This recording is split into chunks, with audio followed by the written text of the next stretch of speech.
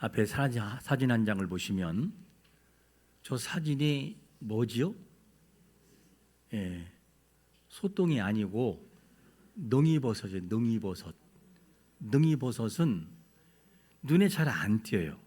특별히 이 초보자들은 가면 밟고 지나가는 경우가 많아요.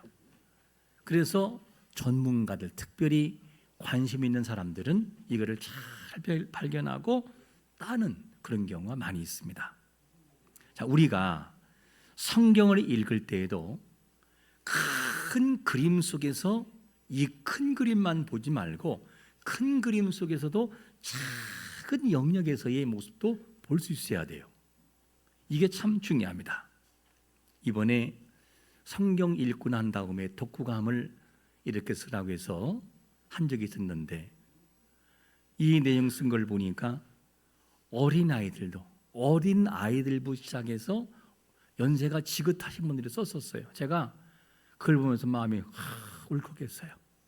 야, 어린 아이들도 이렇게 적용하고 하는 거구나. 어떤 아이는 왜 욕심을 부리지 말아야 돼요?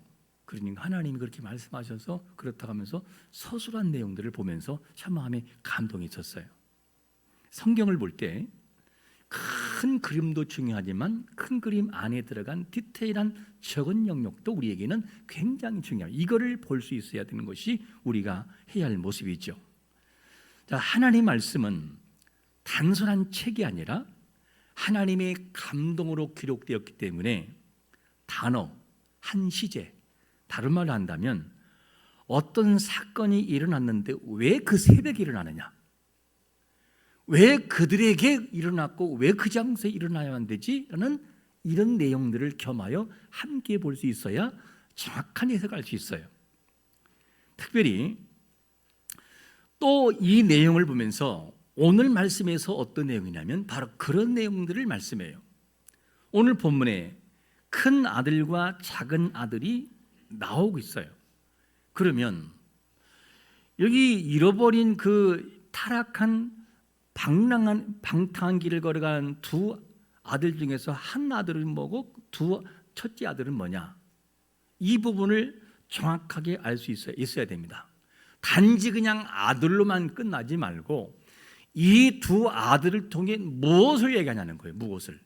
이거를 보려면 오늘 우리가 안 읽었지만 15장 1절과 2절 그리고 3절의 내용을 알아야 돼요. 그것이 뭐냐면 이 한글 개역 성경에는 이것이 안 나왔지만 접속사 대, 영어는 so 그런 말이죠. 그래서 이 말을 번역한다면 이해란 단어, 이해란 단어. 이해란 단어가 한글 개역 성경에는 빠져 있어요. 사실은요. 왜? 접속사가 이루어져서 그걸 얘기하는구나 이렇게 알 수 있어요. 그래서 이 한 단어를 첨가해서 읽으면 해석이 정확하게 뭔지를 대해서 말해주는 그런 단어이기도 해요. 접속사가. 한번 제가 1절과 2절, 3절 내용을 읽으면서 한번 읽어보겠습니다. 모든 세리와 죄인들이 말씀을 들으러 가까이 나오니 바리새인과 서기관들의 수군거려 이르되 이 사람이 죄인을 영접하고 음식을 같이 먹는다 하더라. 이에 예수께서 그들에게 이 비유로 이르시되 이해. 이 말은 무슨 말이냐? 앞에서 이미 이들이 수군거리고 말하는 것을 보고 이들이 깨우쳐야 되겠구나. 그것을 위해서 두 아들이 큰 아들과 작은 아들의 예를 들어서 설명하고 있는 것을 보게 됩니다. 그래서 예수님께 세리와 죄인들이 나왔어요. 영접하고 그들을 식사하며 교제하니까 이 바리새인들과 서기관들이 뭐라고 하느냐면 수군거리기 시작을 해요. 이에 예수님께서 세 가지 비유를 말씀하는데 그게 뭐냐? 잃은 양을 찾는 목자의 마음이 어떤 줄 아느냐? 그래서 잃은 양 얘기를 하는 거예요. 봐라, 100마리 양이 있는데 그 중에 한 마리 잃으면 99마리를 두고 가지 않느냐? 그러니까 보통 이 히브리 문화에서는 조금 웬만큼 사는 데는 몇 마리냐? 300마리 기준이에요. 근데 100마리라는 것은 이 사람은 굉장히 그렇게 여유 있는 사람이라 조금 어려운 편에 속한 사람인데 그 한 사람이 한 마리 잃으면 그냥 있겠느냐는 거죠. 이 얘기를 하고 있어요.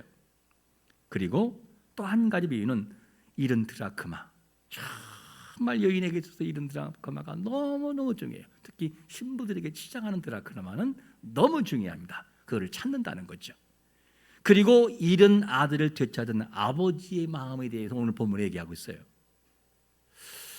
이를 볼 때 두 아들의 비유에서 큰 아들은 예수님을 비난했던 바리새인과 서기관들을 말하는 거고, 작은 아들은 누굴 말하느냐? 바리새인과 서기관들이 그렇게 비방하고 죄인이라 취급했던 바로 모든 세리와 죄인들, 그를 말하고 있습니다. 그러니까 두 아들의 비유를 통해서 남을 정죄하는 비판하는 바리새인과 서기관들을 책망하는 내용이었고, 또 한 가지는 둘째 아들이 돌아온 내용을 통해서 뭘 얘기하고 싶으냐? 봐라, 이들이 죄인이지만 돌아온 모습을 보지 않느냐 하면서 주님이 말씀하는 의도가 있음을 보게 됩니다. 본문 등장하는 큰아들이 비유된 바리새인들과 서기관들은 작은 아들에 비유된 모든 세리와 죄인들을 비판하는데, 큰아들의 특징이 어떠하고 작은 아들의 특징이 어떠한지, 그리고 그거를 보는 아버지가 원하는 것이 뭐냐, 이게 포인트예요. 아버지가 뭘 원하느냐 하는 거죠. 이 내용을 우리가 볼 수 있어야 됩니다. 먼저 등장하는 인물이 있는데, 둘째 아들이 첫 번째로 이렇게 등장합니다. 둘째 아들 첫 번째로 12절과 13절을 한번 같이 읽어볼까요? 시작. 그 둘째가 아버지에게 말하되 아버지여, 재산 중에 내게 돌아올 분깃을 내게 주소서 하는지라. 아버지가 그 살림을 각각 나눠 주었더니 그 후 며칠이 안 되어 둘째 아들이 재물을 모아가지고 먼 나라에 가서 거기서 방탕하여 그 재산을 낭비하더니. 둘째 아들의 모습은 곧 누구와 같은 거냐? 현대를 살아가는 우리의 모습과 같아요.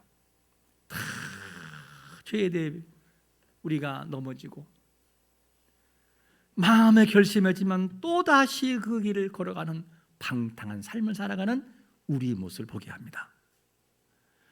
둘째 아들은 아버지의 그늘에서 벗어나고 싶었어요. 그냥 그러면 행복할 줄 알았어요. 왜? 간섭을 안 받으니까. 오늘날 우리에게는 은혜가 지금 흘러넘치고 있음에도 불구하고 은혜를 벗어나려는 튕겨나는 의도가 우리에게 항상 있어요. 홀로 있을 때도 그렇고 단체로 몰 때 그렇고 어떤 일이 있을 때 그거를 벗어나서 나 혼자, 그러면 자유할 거라고 생각을 합니다.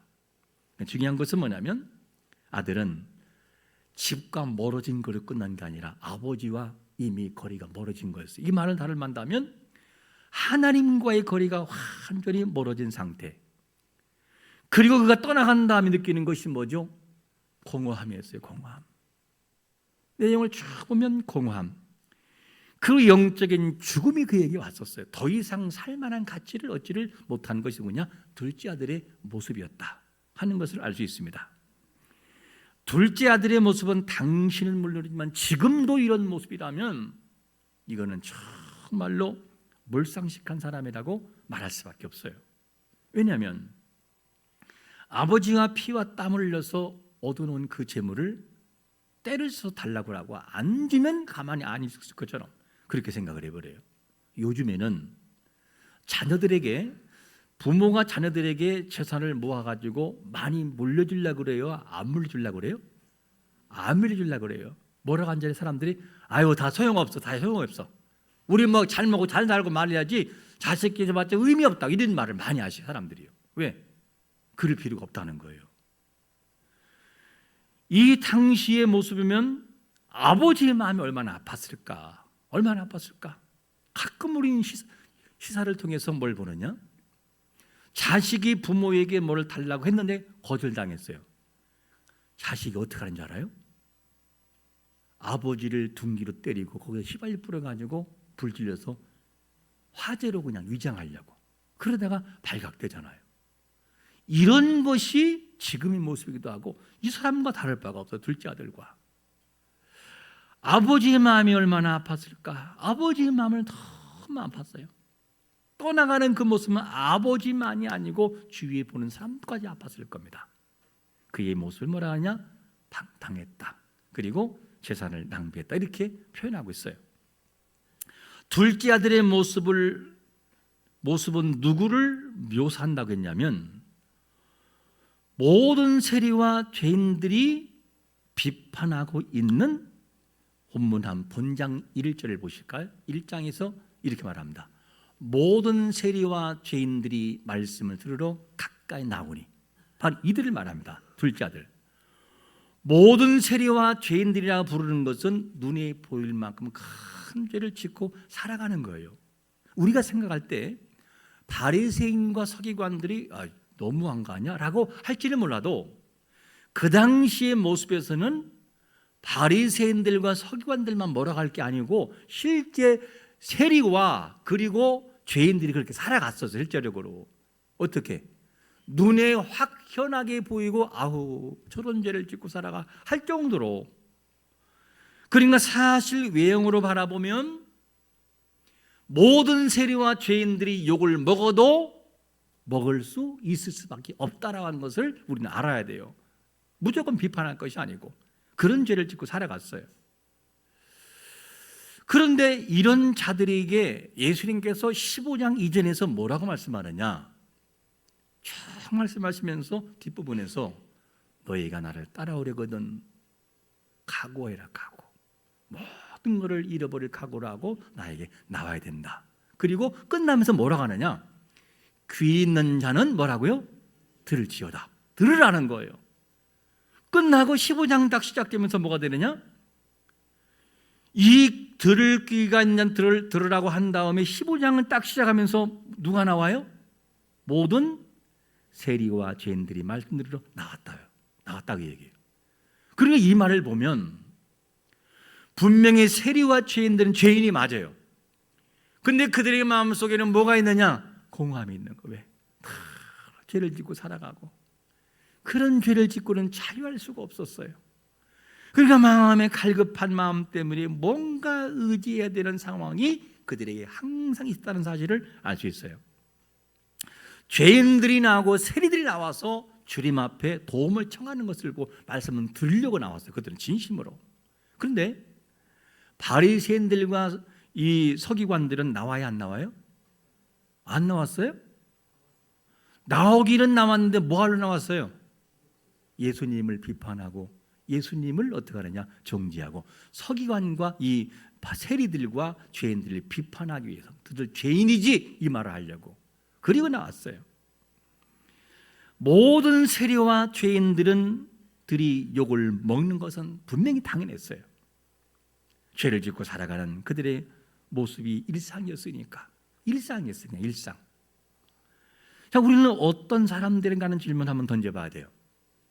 우리는 살아가는 삶 자체가 죄와 일상적으로 접하고 살아가요. 하나님이 만약에 죄 율법의 잣대로 우리를 심판한다면 여기 남아있을 사람 아무도 없어요. 근데 살아있거든요. 지금요. 이유가 뭐냐? 심판의 잣대가 아니라 주님의 공연한 사랑과 은혜가 우리에게 지금도 적용되고 있기 때문에 기회 주셔서 우리를 안아주시는 사랑 때문에 이곳에 존재하는 것을 믿으시기를 축원합니다. 그분의 은혜가 아니면 존재할 수가 없었어요. 그게 우리의 모습이었다. 그래서 감사를 고백하고 믿음을 가지고 나아가야 돼요. 로마서 3장 24절에서는 이를 뭐라고 하느냐? 그리스도 예수 안에 있는 성령으로 말미암아 하나님의 은혜로 값없이 의롭다 하심을 얻은 자가 뭐라고요? 되었다는 거예요. 여기 계신 분들은 은혜로 구원받은 그 적용이 되었으므로 이곳에 앉아 있는 것을 믿으시기를 축원합니다. 그래서 우리는 감사해야 돼요.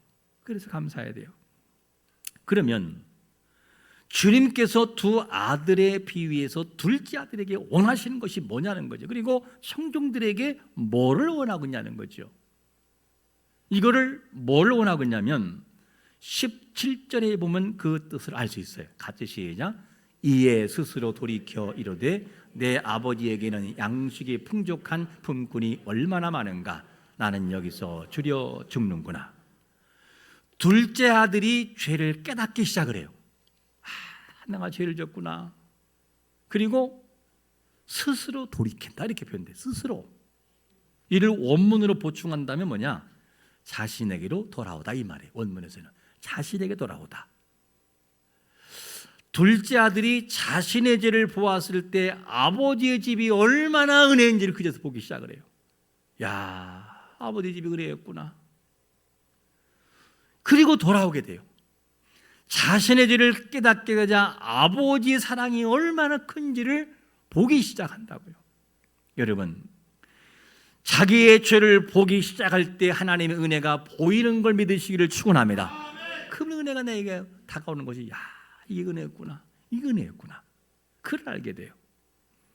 둘째 아들이 진심으로 돌아왔음을 무엇을 보고 알 수 있느냐? 본문 18절에 보니까 이런 말씀을 해요. 내가 일어나 아버지께 가서 이르기를 아버지 내가 하늘과 아버지께 뭘 줬다? 죄를 줬다. 자기는 떠나기 전에 죄를 못 봤어요. 왜? 아버지가 주는 게 당연한 거 아니냐고. 그리고 허랑방탕했어요. 근데 다 손질하고 난 다음에 그제서야 자기가 보기 시작을 해요. 여러분, 하나님의 은혜를 받고자 살아간 자들에게는 내가 얼마나 부족한 죄인지를 보는 것이 출발인 걸 믿으시기를 축원합니다. 나를 볼 수 있어야 돼요. 내가 죄인이었구나. 내가 부족했구나. 이거를 바라볼 때 중요한 거죠. 그래서 둘째 아들은 자기를 어디에 두느냐? 아들의 위치에 두지 않고 품꾼 종의 위치를 둬버려. 왜? 너무 아버지에게 잘못을 저질렀기 때문에 죄를 보기 시작하니까 자기가 보이고 아버지가 보이기 시작을 해요. 하나님이 기뻐하시는 것이 뭐냐면 시편 34편 18절에서 이런 말씀을 해요. 여호와는 마음이 뭐한 자를? 상한 자를 가까이 하시고 충심으로 통회한 자를 구원한다는 거예요. 자, 그러면 하나님은 마음이 상한 자, 즉 깨어지고 갈갈이 찢어진 자, 원문에서는 깨어지고 갈갈이 찢어진 자, 이런 자를 사랑하는데, 그럼 이런 자들이 누구냐는 거죠. 불가항력적인 고난 속에서 극심한 고통 속에서 시달리는 것도 깨어지고 찢긴 심령 속에 포함될 수 있어요. 그것도. 그런가 하면 자신의 과거의 잘못이나 행실이 자신의 내면 속에서 너무 연약하는 것을 보는 것도 상한 심령이에요. 그런가 하면 죄를 깨달음으로 마음이 찢어지는 아픔을 깨닫고 칼갈이 찢긴 심령, 하나님 어떻게 해요? 나 가능성이 없잖아요 라고 하는 그 아픔도 뭐냐? 그것도 뭐냐? 바로 찢긴 심령이라는 거죠. 이걸 아셔야 돼요. 그런데 주님은 어떤 사람을 사랑하시느냐? 자기가 얼마나 부족한 사람인지를 알고 그분 앞에 나아가 은혜를 구하는 자가 하나님의 사랑을 받는 자인 걸 믿으시기를 축원합니다. 그런 자 사랑을 받아요. 우리는 아무리 노력해 죄를 져야 안 져요? 죄를 져요. 구원받기 전에도 죄를 졌고 구원받은 이후에도 여전히 죄의 문제 속에 우리는 헤맬 때가 있어요. 여전히. 그래서 우리에게 죄의 문제를 해결하실 예수 그리스도가 필요한 것을 믿으시기를 축원합니다. 그래서 그분 은혜가 필요한 거거든요. 어쩔 수 없이 우리 연약함을 인정하고 주님께 나갈 때 그 속에서 힘을 얻어요. 이를 마태복음 11장 29절과 30절에서 뭐라고 말씀하냐면 나는 마음이 온유하고 겸손하니 나의 멍에를 메고 내게 배우라. 그리하면 너희 마음에 뭘 얻는다고요? 힘을 얻으리니 이는 내 멍에는 쉽고 내 짐은 가벼우니라. 어미소가 멍에를 메고 가면 새끼소는 그 밑에 따라가면 돼요. 그냥 그게 편한 거예요. 그냥 아버지가 우산 쓰고 가면 그 밑에 있으면 비를 안 맞아요. 그게 편한 거예요. 그냥 이 힘이 있다는 거예요. 여러분 잊지 말 것이 뭐냐면 우리의 죄를 해결하실 예수 그리스도에게 나갈 때 진정한 힘이 있는데, 그래서 둘째 아들로 비유되는 모든 세례와 죄인들은 비록 죄를 짓는 사람들이었으나 주님의 초청에 반응해서 나와서 제 문제를 해결받는 거예요. 그게 자유라고요. 만약에 그가 죄가 있음에도 불구하고 자기가 죄인인 것을 모르고 그들이 있었다면 진정한 힘은 없었을 겁니다. 근데 그들이 초청을 받고 귀 있는 자는 들을지다. 그리고 나와서 내가 죄인이라고, 그리고 말씀을 듣고 복음을 통해서 자기를 보기 시작하는 거죠. 하나님의 은혜가 임하고 있습니다. 우리는 모든 세리와 죄인처럼 여전히 부족한 사람들이에요.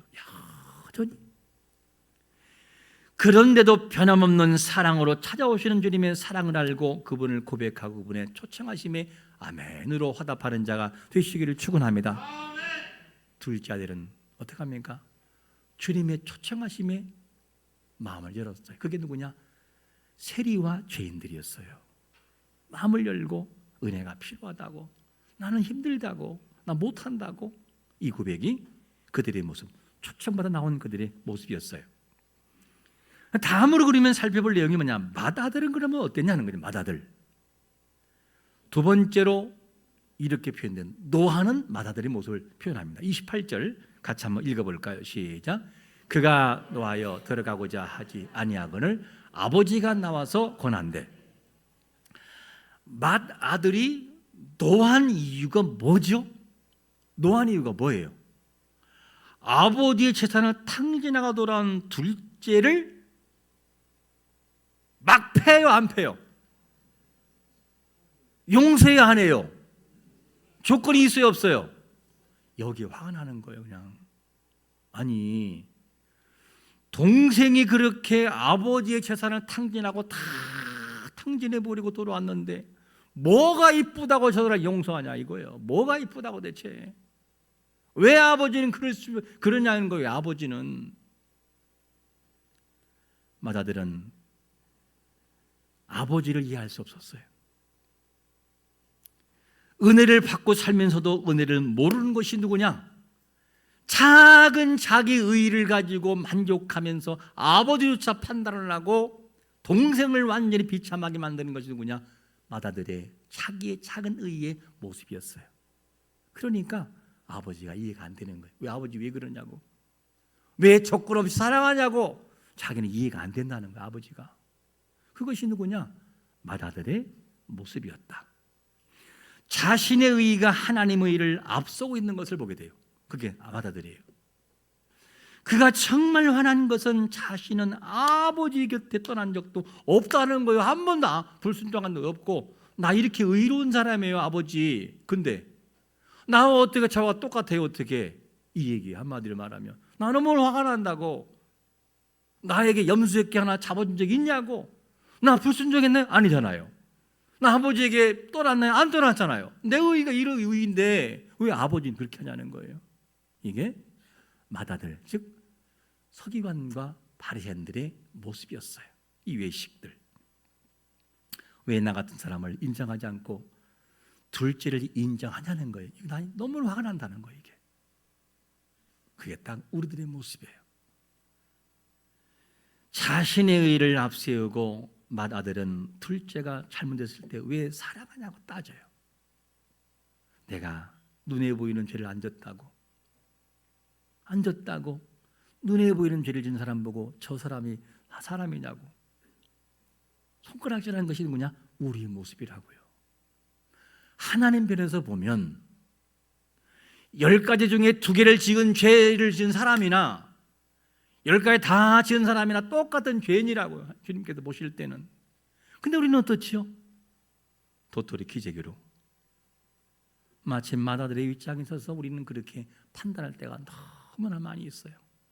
나 의로운 사람이라고, 나 도덕적으로 깨끗하다고, 성결한 삶 나 일주일 동안 그렇게 헌신하며 살았기 때문에 나에게 뭐라 사람 나오려면 나와봐라. 없다는 거죠. 그게 뭐냐? 자기 의를 주장했던 맏아들의 모습이었어요. 맞습니다. 둘째 아들보다 그 형이 훨씬 성실했어요. 맞아요. 틀린 말이 아니라니까요. 아버지에게 도전하지도 않고 순종의 삶을 살아갔어요. 그런데 그것 때문에 이 마지는 뭐냐? 하나님 아버지를 심판장이 되어야 된다라고 생각하는 거예요. 아버지 그냥 두냐고 왜 둘째를? 자기 의의가 하나님 아버지에 대해서도 판단하는 위치에 서는 것이 누구냐? 그게 맏아들의 모습이었다. 마다들은 작은 의를 행한 것 때문에 자신이 병든 사람이란 사실을 모르고 있어요. 자신의 의가 너무 크다 보니까 아버지의 의가 안 보이는 거예요. 내가 이만큼 했으니까 의가 안 보인다고요. 동생은 말할 것도 없었어요. 죽을 죄인이었어요, 동생이. 왜? 자기 의가 없으니까. 주님의 은혜가 보일 때 자신의 부족이 보이는 것을 믿으시기를 축원합니다. 그러면 마다들이 노한 것은 한순간에 일어난 일일까 하는 질문이에요. 아니에요. 원문에서 이 본문에서 뭐라고 말하냐면 쌓이고 쌓인 거였어요. 그리고 터져버린 거였어요. 왜 그러냐? 노하여라는 이 단어가 어떤 단어냐면 과일이 자랄 때 복숭아를 예를 들면 이런 거예요. 복숭아가 처음에는 새파란 모습을 하고 있어요. 파란 모습을. 그때는 먹어봐도 떫고 못 먹어요. 과일즙도 안 나와요. 근데 서서히 복숭아가 안에부터 시작해 즙이 생기면서 서서히 커져요. 그리고 누런 황도가 있을 때 황도를 맛있게 먹는 방법은 뭐냐? 아침에 먹어야 돼요. 아침에 따서 시원할 때. 그리고 한 입을 확 물어뜯으면 돼요. 물이 어떻게 해요? 졸졸 흘러요. 이렇게 피해야 되는 상황이에요. 여기서 말하는 노한다라는 이 단어가 무슨 말이냐? 식물에 그리고 열매에 물이 가득 점차적으로 가득 채워져 가지고 더 이상 채워질 수 없는 상태. 이게 뭐냐? 원문으로 오르게란다. 오르게. 물라 오르게. 오르게 오른다예요. 단어가 이 단어예요. 그리고 난 다음에 이 아들이 터진 거예요. 이 말은 무슨 말이냐? 평소에 아버지에게 따지도 않았고 불순종 안 했어요. 근데 속에서부터는 계속 어떻게 했어요? 불만과 불평이 있었다는 얘기예요. 그리고 어느 한순간에 계속 커진다면 이것이 폭발해버렸다고 얘기해요. 그러니까 아들은 뭐냐? 맏아들은 처음부터 마음속에서 골마 터지게 되는 속에서 죄를 짓는 사람이었고, 둘째 아들은 겉으로 보여지는 죄를 지은 사람 중에 한 사람이라 할 수 있어요. 그런데 자기 죄가 보이지 않는다고 둘째를 그렇게 비판하고 정죄하는 것이 누구냐? 맏아들의 모습이었다. 딱 그게 우리의 모습이다 하는 것을 알 수 있습니다. 우리 자신들이 지임할 것이 뭐냐면, 마음속에 내가 미워하는 감정이라든가 죄가 있을 때 하나님 앞에 나와서 그냥 터뜨리세요. 하나님 앞에. 무슨 말이냐? 사람이 살다 보면 미울 수 있어요, 없어요? 미운 감정 들을 수 있어요. 그때 아닌 척하고 그냥 주여만 하지 말고 하나님 앞에 나가서, 하나님, 저요 성도인데요, 마음에 정말 용서가 안 되고 미움이 생겨요. 하나님, 제가 너무나 많은 죄를 짓습니다. 때로는 감옥에 넣었다 뺐다 반복하면서 제가 저를 마음을 어떻게 할 수가 없어요. 안 그런다고 다짐하지만 또 그래요. 하나님, 이게 저의 모습입니다. 그리고 하나님 앞에 나를 다 내려놓고 미운 감정을 남들이 듣지 않는 방법으로 토로해야 돼요. 하나님, 전 누구든 밉고요, 죄를 짓고 너무나 하나님 힘들어요. 하나님 어떻게 해요? 저는 못해요, 아버지. 그리고 세리들이 나와서 주님 앞에 도움을 청하는 것처럼 나오라고요. 근데 맏아들은 뭐냐? 그렇게 안 했다는 거예요. 그냥 가슴속에 가지고 있었어요. 그리고 폭발해버려요. 그리고 아버지도 감당 안 돼. 이제는 이런 일이 생기는 거죠.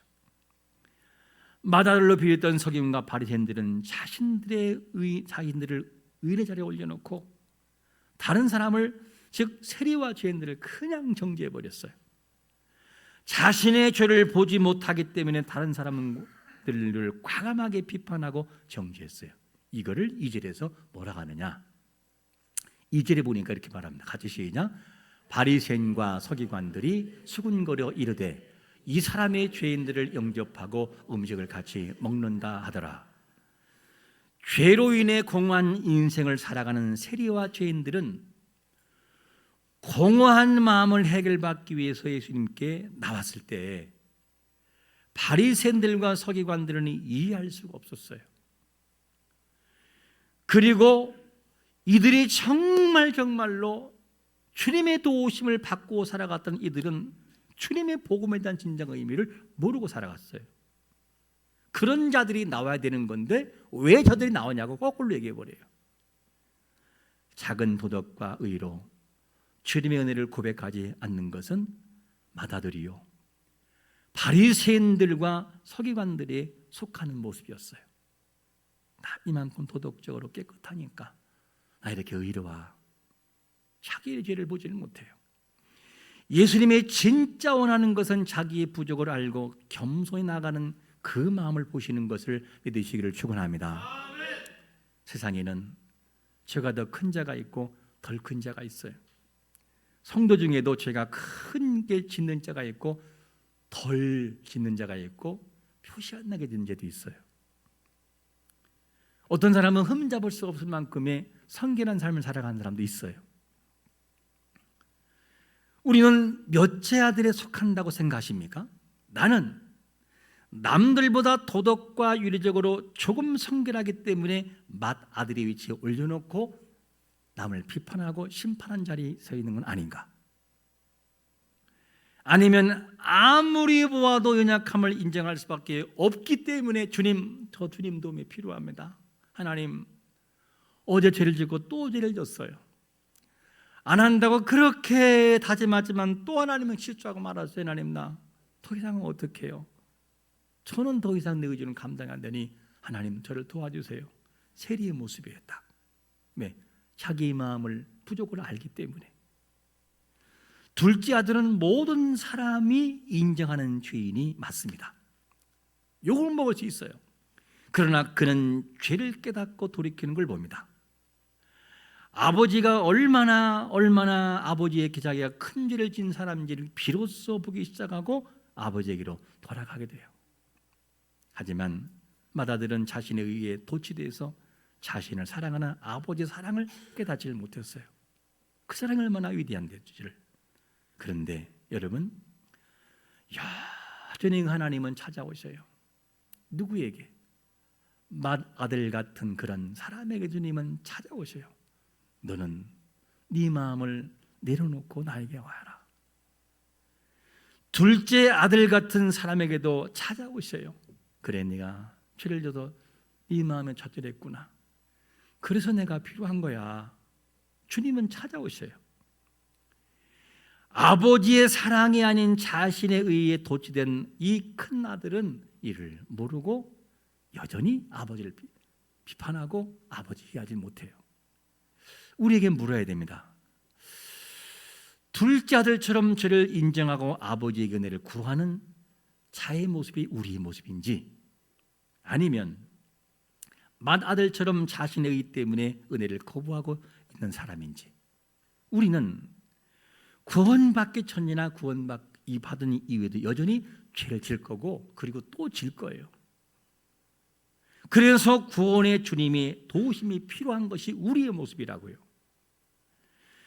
우리는 값없는 은혜로 구원받은 사람들입니다.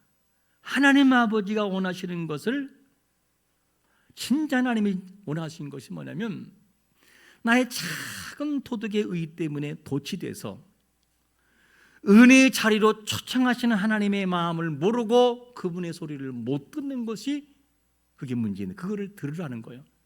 귀 있는 자는 들을지어다. 들어라. 큰 아들에게도 주님의 은혜가 필요한 것이 맞는 얘기고, 죄를 짓고 나가는 둘째 아들에게도 역시나 주님의 도우심이 필요한 것이 뭐냐? 둘 다에게 필요한 거예요.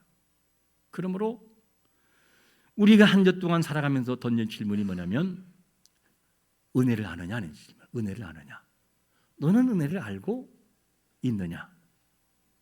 둘째든 첫째이든지 은혜를 아느냐? 이 은혜를 기억하면서 한 주 동안도 계속 질문해 보세요.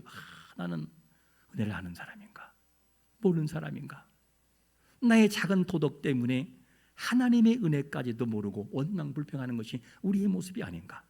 다른 사람을 정죄하는 것이 아닌가? 주여, 한 주 동안 나를 불쌍히 달라고 은혜를 구할 수 있는 그런 삶을 살아가시기를 예수 그리스도의 이름으로 축원합니다.